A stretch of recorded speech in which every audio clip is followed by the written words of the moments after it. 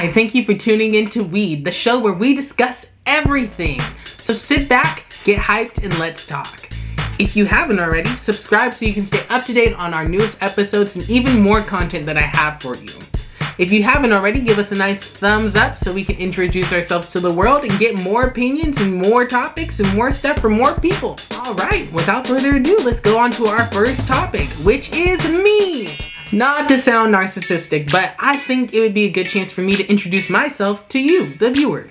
So you get to know who is running the channel, who is picking the topics, who are you talking to, who are you watching all the time. So, without further ado, my name is Nate McDonald, but you will address me as Nate, nothing else.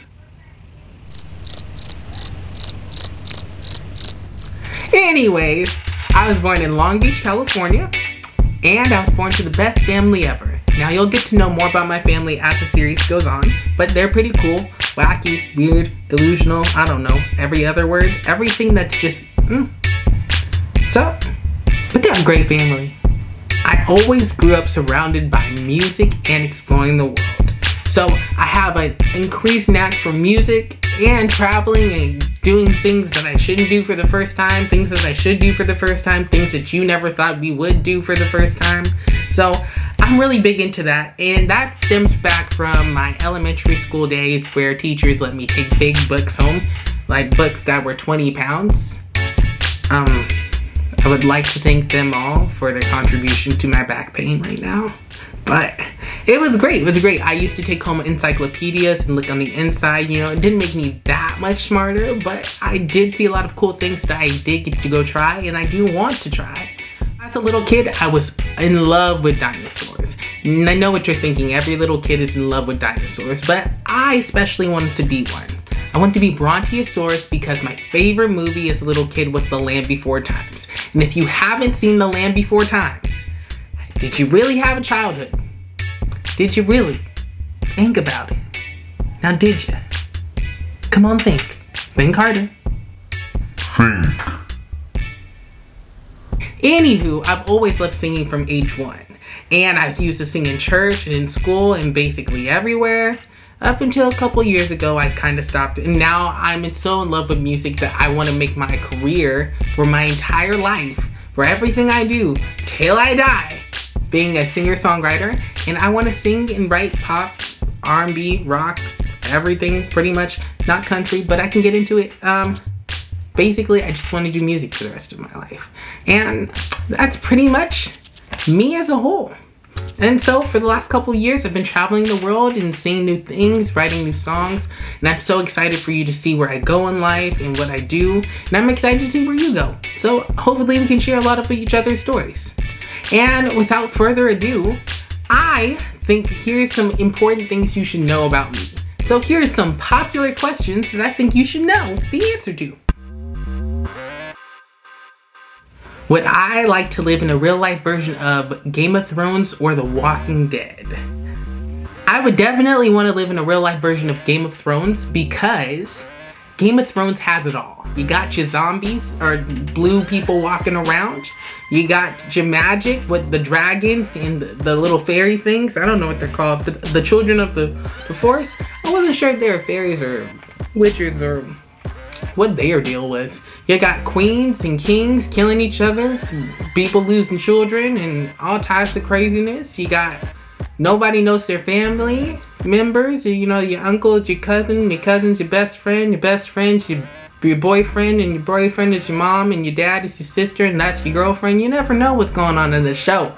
So I really like it, and I you know, it's just like living in the hood. What's my favorite food to eat? I definitely love curry, and I only say this because I get curry all the time, and whenever I go to a restaurant, do you have curry? The curry is just really good. I gotta give it. There's some good Indian curry.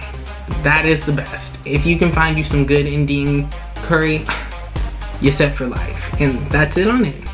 What's my favorite old person thing to do?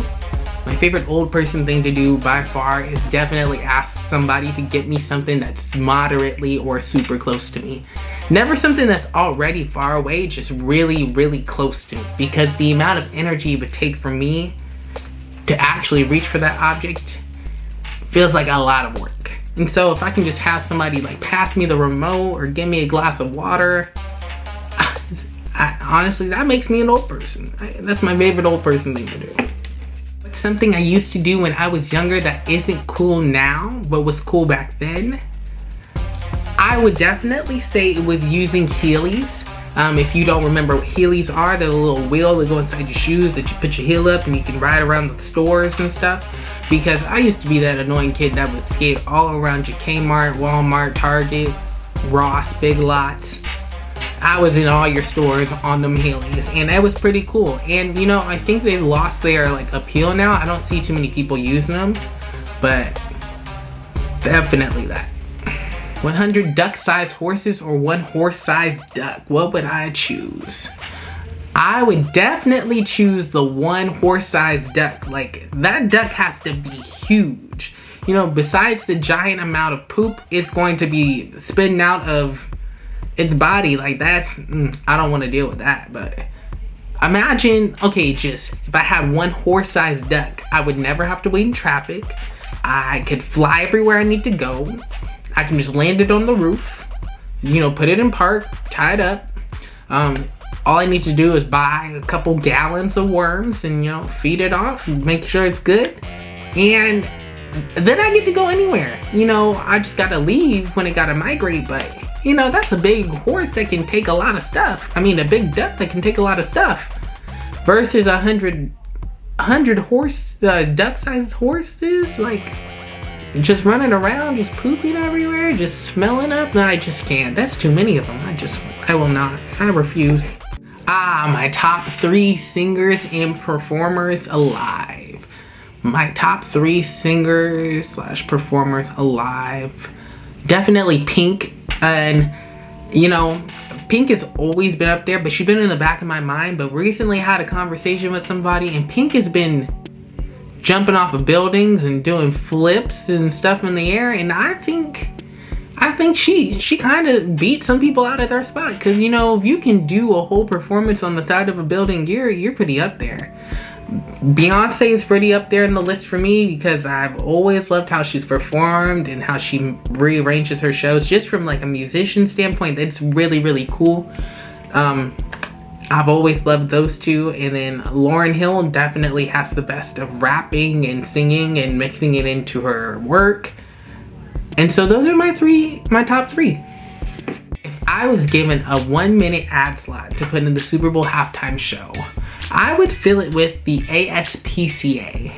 Now just imagine you're at home with your family enjoying your good chicken wings, hot dogs, salsa, whatever you eat, veggie stuff, because I'm vegetarian, so I understand just not having no meat.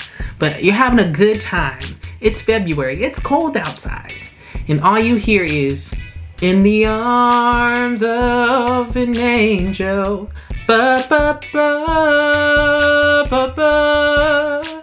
You can help this poor little dog, and this poor little dog with just one arm and one leg just crawls across your screen, just, "Oh, help me, help me." Just imagine how many people's Super Bowl show would be ruined. You just eating your chicken wing and just drop it. Just, you don't even want to play no more. Just the players on the sidelines, just, who did this? Why would you do this? This don't make me want to go play. Got my dog out here sitting in the cold. Just imagine the chaos that would ensue on the Super Bowl halftime show. Just amazing. What do I want out of this channel or series? Friends. I mean, yeah. No, I want friends. Like, let's not get it wrong. I do want friends. But honestly, I would like to just have a forum where me and other people can talk about things that we like, especially in the comments. But using what's in the comments to inform what my next video would be. Just having good conversations, seeing how many people like something or don't like something. Because I feel a lot of the times I'm being told that people like this, and I go, people really like this? Like, people really wanted to see this or be a part of this? And I really just want to know what's up. And I feel like other people want to know what's up too. So I wanted to create a place where we can all just talk about what's up. What would I name my quarter life autobiography? based off the way my life is going, I would name it Expectation, Reality, Then Me. Because I don't think I need to explain that. I think y'all already know. It's just wildness. Just wild. So to recap, I was a weird little kid.